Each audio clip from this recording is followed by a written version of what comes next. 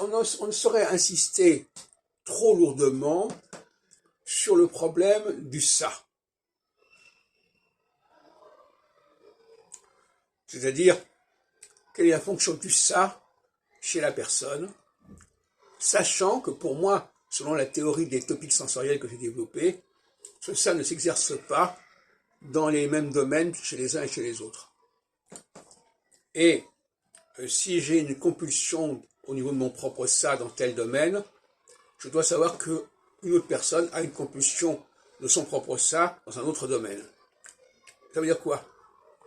Ça veut dire que faut que je me mette à la place de l'autre et que je sache que l'autre, quand il est dans un domaine saïque, si on peut dire, n'est pas totalement maître de la situation, n'est pas tellement en contrôle.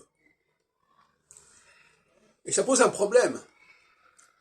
Quand on parle actuellement de la libération de la parole, le mot libération renvoie au ça. Et libération de la parole, c'est quelque chose d'extrêmement ambivalent.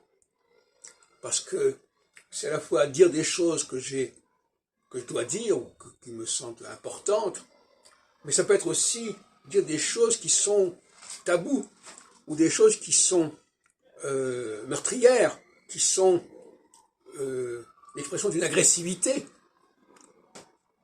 et donc qui peuvent relever d'une forme de mensonge, ou d'exagération, ou d'exaspération.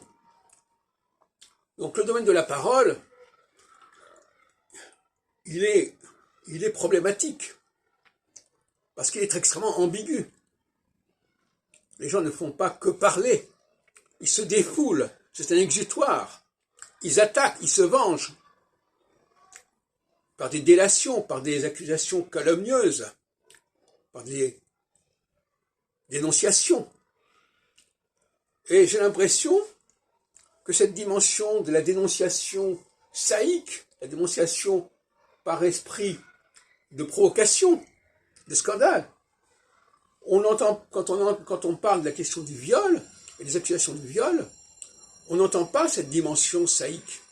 On ne dit pas, mais est-ce que la personne n'est pas là pour se venger, n'est pas là pour faire du mal à l'autre, par tous les moyens.